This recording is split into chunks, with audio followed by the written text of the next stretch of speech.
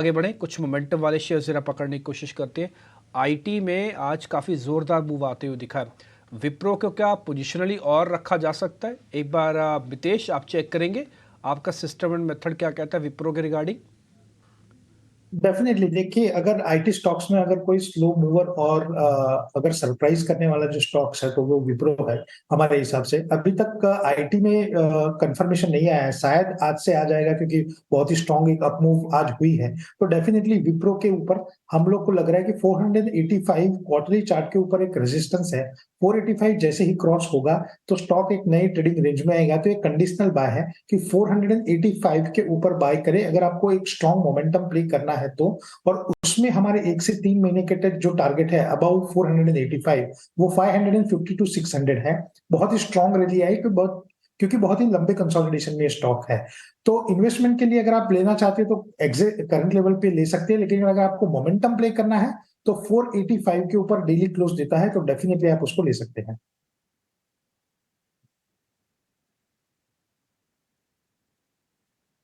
View लेकिन IT की आज आंधी में कुछ ऐसे शेयर्स भी हैं जो बहुत अच्छे चल रहे हैं, हालांकि नोटिस उनको करवाना बहुत ज़रूरी है। उसमें से एक शेयर है ओएनजीसी। ओएनजीसी में करीब 4 से 5% के आसपास का बढ़िया मूव है और ₹225 के आसपास के भाव हो गए हैं ओएनजीसी के। एक बार राजेश जी इसको चेक करेंगे क्या? ओएनजीसी का स्ट्रक्चर आपको किस तरह का दिख रहा है? लगातार मोमेंटम में है। खैर ये पूरा का पूरा सेगमेंट में भी हमने बजिंग होते हुए देखा है। ओएनजीसी कहाँ तक जाते हुए आप देख रहे हैं? इसमें क्या पोजीशन लेनी चाहिए अगर किसी को फ्रेश खरीदना हो तो? काफी स्ट्रॉन्ग यहाँ पे प्राइस एक्शन हमने पिछले कुछ महीनों में देखी है ओएनजीसी में, और जिस तरीके से एक सस्टेन्ड अप ट्रेंड यहाँ पे देखने को मिल रहा है daily weekly monthly time frame पे, हमें लगता है यस यहाँ पे फर्दर और मोमेंटम हायर साइड पे कंटिन्यू होते हुए दिखेगा। जिस तरीके से ब्रेकआउट हुए हैं, जिस तरीके से पीएसयू स्टॉक्स में एक अच्छा मोमेंटम बना हुआ, ऑयल एंड गैस सेक्टर में एक वापस से एक नया बाइंग का रुझान हमें देखने को मिल रहा है। हमें लगता है यस ओएनजीसी बने रहना चाहिए। 235 240 की तरफ नेक्स्ट टारगेट आते हुए दिख सकते हैं। स्टॉप लॉस रखेंगे अब यहाँ पे हम करीब 210 के आसपास। जब तक ये 210 के ऊपर है ओएनजीसी में लॉन्ग साइड का ट्रेड ओपन रखना चाहिए 235 240 की तरफ। वहीं हमें लगता है गैस अथॉरिटी गेल को भी यहाँ पे फोकस में रखना चाहिए। ये स्टॉक भी similar kind of behaviour display कर रहा है और हमें लगता है कि ये स्टॉक में भी पोजिशनली एक अच्छा मोमेंटम कंटिन्यू होते हुए दिखेगा। हायर साइड पे 180 190 की तरफ ये स्टॉक बढ़ते हुए दिख रहा है। तो यहाँ पे भी पोजीशन ओपन रखने की सलाह रहेगी। गेल में भी ट्रेड लिया जा सकता है और इसमें स्टॉप लॉस जो रखना होगा वो करीब होगा 148 के आसपास। 40 के स्टॉप लॉस के साथ गेल को खरीदने की सलाह है और ओएनजीसी अगर आपके पास हैं तो बने रहें और ऊपर के स्तर दिखाई दे सकते हैं आपको। बहुत क्लियरली आज हमने वो जो रेजिस्टेंस के जोन की बार बार बात होती थी ना, अब तो जोन को तो छोड़िए, अब नए लेग की बात हो रही है। अब तो 22,000 भी बिल्कुल हम पास ही हैं। क्या यहां से अभी भी लॉन्ग्स को होल्ड करके रखना चाहिए? क्या दिख रहा है आपको इंडेक्स पे इस वक्त? बिल्कुल करना चाहिए क्योंकि एक देखिए दो रेजिस्टेंस थे। एक तो 21,800 का था विद द हेल्प ऑफ दोनों नंबर्स के, टीसीएस और इन्फोसिस ने। अच्छा, सिर्फ दो नंबर्स ही नहीं थे बल्कि इसके पीछे पूरी आईटी का हाथ रहा है। और इस बीच एचडीएफसी लाइफ के पहले नंबर आ गए, मैं जरा उसको एक बार एड्रेस कर देते हैं, फिर बाद में चर्चा तो होती रहेगी। कोजेंसिस के हवाले से नंबर ये आया है कि 16% का नेट प्रॉफिट कम होके आया है इनका। तो इनका जो इनकम आया वो 365 करोड़ है। मैं वर्सेस वाली फिगर आपको बता रहा हूँ, परसेंटेज में वो 16% कम है। एक बार स्क्रीन पे रखिएगा है एचडीएफसी लाइफ को। दूसरा 365 करोड़। इसके अलावा जो प्रीमियम्स का नंबर आया उसमें करीब 6% की बढ़ोतरी हुई है। ये 15,273 करोड़ रुपए के आसपास का नंबर है 14,000 समथिंग से। तो प्रॉफिटेबिलिटी तो घटी है इनकी 367 करोड़ वर्सेस 316 करोड़, और लेकिन इनकी इनकम बढ़कर आई है। एक बार मैं जरा और इसकी, मेरे पास प्रेस रिलीज नहीं खुल रही, जैसे खुलेगी मैं थोड़ा और आपको जल्दी से इसके बारे में बता पाऊंगा। बट मोटा मोटी दो प्राइमा फेसी नंबर देख के ऐसा लग रहा है कि नंबर सॉर्ट ऑफ मिक्स्ड हैं। ऐसा कुछ एक्साइटमेंट नंबर्स में या पहले फौरी तौर पर देखने पर नहीं दिख रहा। हाँ, नंबर्स अच्छे हैं, टिल्टेड टुवार्ड्स थोड़ा गेन की तरफ है क्योंकि प्रीमियम्स अच्छे बढ़े हुए हैं। इनमें टिपिकली प्रॉफिटेबिलिटी कम, सॉल्वेंसी और प्रॉफिट प्रीमियम्स ये ज़्यादा इंपॉर्टेंट होते हैं। किसी भी इंश्योरेंस वाली कंपनीज में चेक करें कि वो कितनी सॉल्वेंट है, डेट मीन्स उसके हालात कितने ठीक हैं, और प्रीमियम का कलेक्शन कितना है, क्योंकि वही इसका सोर्स ऑफ इनकम होता है प्रीमियम्स का। तो दोनों में इम्प्रूवमेंट है, इसलिए करीब आय 1/4% ऊपर है। मेरे को इसके रेवेन्यू और प्रॉफिटेबिलिटी में एज सच कोई बहुत बड़ा एक्साइटमेंट अभी तो नहीं दिख रहा। जो नंबर्स मेरे पास अभी आए हैं सामने, जैसे बता रहा हूँ 316 करोड़ से बढ़कर 368 करोड़ है, ये YOY बेसिस पर ठीक है। बट मेरे लिए सॉल्वेंसी और इसका जो प्रीमियम कलेक्शन है, जो मैं आपको 15,000 करोड़ का बता रहा हूँ 14,000 प्लस करोड़ से, ये मेरे लिए ज़्यादा इंपॉर्टेंट है। और मेरे को लग रहा है इसी वजह से ये थोड़ा ज़्यादा अच्छा रिएक्ट कर रहा है। मितेश पांचाल, राजेश पालविया दोनों मेहमान मेरे साथ हैं। हम अपनी चर्चा को थोड़ा आगे पीछे कर देते हैं, कोई बात नहीं।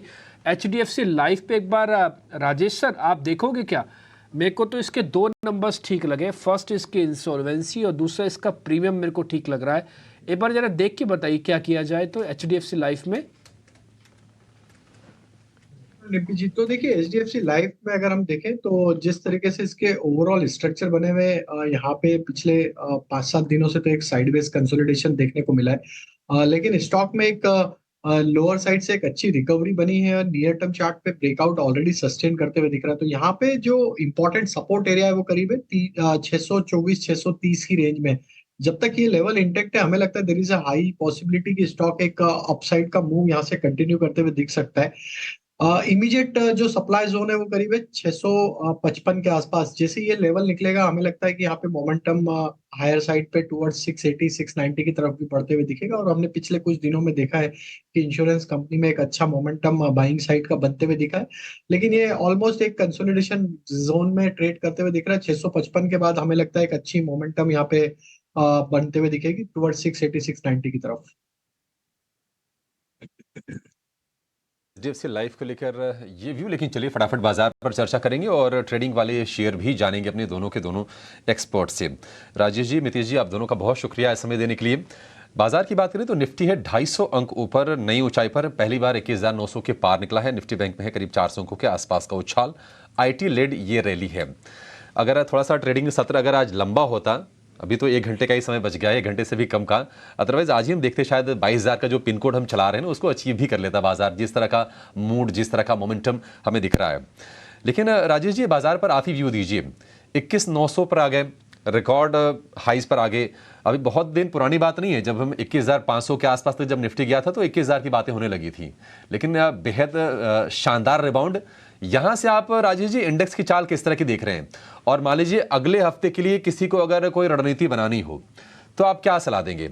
ऑप्शंस के जरिए अगर कोई ट्रेड बन रहा है तो वही बता दीजिए। तो अभिषेक जी, तो काफी स्ट्रॉन्ग मोमेंटम बना है आज, और जिस तरीके से आज 250 पॉइंट से भी ज्यादा की तेजी आज निफ्टी में बनी है, ये क्लियरली दिखा रहा है कि अब ये रैली 22,000 के ऊपर क्रॉस करते हुए दिखेगी। जरूर जनवरी सीरीज में हमने देखा था कि फर्स्ट हाफ, या हम बोले जो पिछले जो भी 7-8 दिन थे, वो एक सीरीज के थोड़े से साइडवेज कंसोलिडेशन के थे और एक फ्रेश ब्रेकआउट यहाँ बना है। तो आज एक short covering clearly play out होते हुए दिख रही है। हमें लगता है इमीडिएट लक्ष्य तो 22,000 और उसके ऊपर भी ये मोमेंटम रहेगा। तो 22,200 तक हमें लगता है कि अगले वीक में ये मोमेंटम कंटिन्यू होते हुए दिखेगा। हो सकता है कि आज हम 22,000 के आंकड़े को ना छुए, लेकिन मंडे को हमें लगता है फॉर श्योर ये इंडेक्स 22,000 के ऊपर ट्रेड करता हुआ दिखेगा। बैंक निफ्टी में भी एक अच्छा कंट्रीब्यूशन बनते हुए दिखा है, और जिस तरीके से बैंक निफ्टी ने 47,500-600 के जोन को अब कंफर्टेबली होल्ड आउट किया है, तो हमें लगता है बैंक निफ्टी का ये मोमेंटम 48,200, 48,400 की तरफ बढ़ते हुए दिखेगा। सारे बैंकिंग स्टॉक्स में PSU बैंक में एक अच्छा मोमेंटम है, तो हमें लगता है कि ये मोमेंटम अगले हफ्ते 22,000, 22,200 की तरफ चलेगा। जिनके पास ट्रेड है अभी लॉन्ग साइड का निफ्टी में, वो बने रहे। स्टॉप लॉस अब यहाँ पे जो रखना होगा वो करीब होगा 21,780 के आसपास स्पॉट में, और पोजीशन कैरी करें। अब ऑप्शन के थ्रू यस बिल्कुल ट्रेड कैरी किया जा सकता है। 18 जनवरी का एक्सपायरी का निफ्टी का 21,900 के स्ट्राइक का कॉल ऑप्शन, जो कि करीब ट्रेड कर रहा है 178 रुपीज के आसपास, इसमें पोजीशन बना सकते हैं। और इस ऑप्शन के टारगेट हमें लगता है 240 की तरफ आते हुए दिख सकते हैं।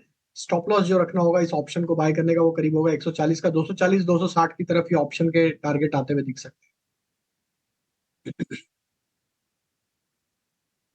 तो 21,900 वाली कॉल में आपके लिए मौके बन सकते हैं, वहां से भी आप इसको ट्रेड कर सकते हैं। अगले हफ्ते के लिए निफ्टी तैयार है 22,200 के पार जाने के लिए। फटाफट ट्रेड समझते हैं। मितेश जी बताइए, आज आपकी नज़र कहाँ पर है, कौन से सौदे आप लेने की सलाह देंगे अभी? Good afternoon Abhishek ji, good afternoon to the panellist. Basically mid cap में बहुत ही स्ट्रॉन्ग मोमेंटम है, तो हमारे तीनों जो स्टॉक आज के हैं वो बेस्ड ऑन सिस्टम और मेथड मिड कैप के हैं। सबसे पहला है टिमकेन इंडिया। टिमकेन इंडिया में 3250 के ऊपर एक बहुत ही स्ट्रॉन्ग ब्रेकआउट का कंफर्मेशन मिला है, तो टिमकेन इंडिया 3350 पे लेने की सलाह रहेगी। स्टॉप लॉस यहाँ पे 3200 रहेगा और टारगेट रहेगा 3550। दूसरा जो है वो हॉलिडे स्पेस से महिंद्रा हॉलिडे हमें बहुत ही स्ट्रॉन्ग लग रहा है बेस्ड ऑन द सिस्टम और मेथड। 380 के ऊपर बेस्ड ऑन वीकली और मंथली चार्ट के कॉम्बिनेशन में एक सस्टेनेबल अपट्रेंड का ब्रेकआउट मिला है, तो 410 के ऊपर महिंद्रा हॉलिडेज खरीदने की सलाह है। 380 का स्टॉप लॉस होगा, टारगेट रहेगा 480। और लास्ट है आईजी पेट्रो। अगर आप आईजी पेट्रो की चार्ट पैटर्न देखें तो आवरली और डेली चार्ट के कॉम्बिनेशन में 485 से स्ट्रॉन्ग मोमेंटम देखा गया है और 505 के ऊपर एक strong confirmation of the trend मिला है बेस्ड ऑन सिस्टम और मेथड। तो आईजी पेट्रो में 525 के लेवल से खरीदारी की सलाह रहेगी। स्टॉप लॉस रहेगा यहाँ पे 502, टारगेट रहेगा 575। ठीक है, तो ये तो हमारे पास हो गई आज दोनों ही एक्सपर्ट्स की हमारी ट्रेडिंग बेट्स। लेकिन अब इस वक्त और कौन कौन से स्टॉक्स हैं जो रडार पर आ रहे हैं या फिर जिनकी मूव सस्टेन करनी चाहिए और कैरी फॉरवर्ड होना चाहिए? तो आज एक टर्नआउट सा दिखा है और स्पेशली आईटी से हुआ है, लेकिन राजेश की कॉल्स भी बाकी है। In fact Rajesh, good afternoon. आपकी आज की ट्रेडिंग राय क्या होंगी, बेट्स क्या होंगी आपकी? Good afternoon Priyanka ji. तो पहला स्टॉक बैंकिंग स्पेस से, और हमें लगता है कि यहाँ पे कोटक बैंक बाय किया जा सकता है। काफी अंडर परफॉर्मेंस रहा है स्टॉक में, और अब जिस तरीके से एक कंसोलिडेशन रेंज के बाहर स्टॉक निकलते हुए दिख रहा है, लोअर साइड पे स्टॉक ने एक अच्छा बेस बनाया है टुवर्ड्स 1800 के आसपास, और स्टॉक में अगर हम देखें तो 50 डे मूविंग एवरेज के आसपास से जो पुल बैक बना है ये एक्सटेंड होते हुए दिखेगा 1880 1890 की तरफ। हमें लगता है इसके टारगेट आते हुए दिख सकते हैं। स्टॉप लॉस रखना होगा करीब 1810 के आसपास। कोटक बैंक बाय करने की सलाह है। दूसरा स्टॉक जो बाय करना है वो है रिलायंस इंडस्ट्री। आज देखें तो रिलायंस इंडस्ट्री ने भी काफी अच्छा मोमेंटम यहाँ कंटिन्यू करते हुए दिखा है। जिस तरीके से कंटिन्यूटी बनी हुई है स्टॉक के ट्रेंड में, हमें लगता है ये मोमेंटम टुवर्ड्स 2800 की तरफ बढ़ते हुए दिख सकता है। तो रिलायंस इंडस्ट्री को भी बाय करने की सलाह है। स्टॉप लॉस रखेंगे 2705 के आसपास, अपसाइड के टारगेट होंगे 2800 के आसपास। और जो तीसरा स्टॉक बाय करना है वो हमें लगता है आईटी स्पेस में ही यहाँ पे फोकस करना चाहिए, और आईटी स्पेस आज एक अच्छा मोमेंटम कैरी करते हुए दिख रही है। और हमें लगता है कि यहाँ पे कोफोर्ज ये काफी स्ट्रांग लग रहा है। जिस तरीके से स्टॉक ने अब 3 वीक की एक माइल्ड प्रॉफिट बुकिंग के बाद वापस से रिवर्सल दिया है, हमें लगता है कोफोर्ज का मोमेंटम फर्दर एक्सटेंड होगा टुवर्ड्स 6700 6750 की तरफ। तो कोफोर्ज पे बाय करने की सलाह। स्टॉप लॉस होगा करीब 6510 के आसपास। ऑलराइट, कोफोर्ज और साथ ही रिलायंस राजेश की बेट्स रहेंगे। अब हमारे साथ जेएम फाइनेंशियल की एक और गेस्ट भी हैं, अवनी भट्ट हैं। Avni, good afternoon. पहली बार आप हमारे साथ पैनल पे आई हैं, सो वेलकम। बताइए आपके आज की ट्रेड बेट्स क्या होंगे, कैसे ट्रेड करेंगे? And thank you for inviting me on the show. So मेरा पहला बेट रहेगा आईओसी पे। आईओसी ने काफी अच्छा मूव दिखाया है, और एक उसमें फ्यूचर्स में भी open interest built up long side पे हो रही है। सो आईओसी में लगभग 133 से 134 के भाव में खरीदारी कर सकते हैं। ऊपर 145 का इसमें लक्ष्य रहेगा और 127 का इसमें स्टॉप लॉस लगाना है। और दूसरा बेट मेरा भी एक बैंकिंग सेक्टर पे व्यू पॉजिटिव है। सो आईसीआईसीआई बैंक में कॉल के जरिए हम खरीदारी कर सकते हैं, एक कॉल ऑप्शन के जरिए, ताकि रिस्क रिवॉर्ड एक आपका कंट्रोल में रहे। तो 1020 की कॉल में खरीदारी कर सकते हैं 12 रुपए के करीबन, और उसका 20 और 24 ये 2 लक्ष्य रहेंगे, और 8 रुपए का स्टॉप लॉस लगाना है। और तीसरा बेट जो है वो फार्मा सेक्टर से है, बायोकॉन। तो बायोकॉन में एक अच्छा मूव हमें देखने मिला था 294 की ओर, और वहां से ये पूरा जो 278 पे इसका ब्रेकआउट हुआ था, उसके बाद ये पूरा वहां तक रिट्रेस कर चुका है स्टॉक। तो 278 के करीबन आए तब वहां पे बाइंग कर सकते हैं। इसमें 275 का स्टॉप लॉस लगाना है, और ऊपर इसका लक्ष्य रहेगा 294 का।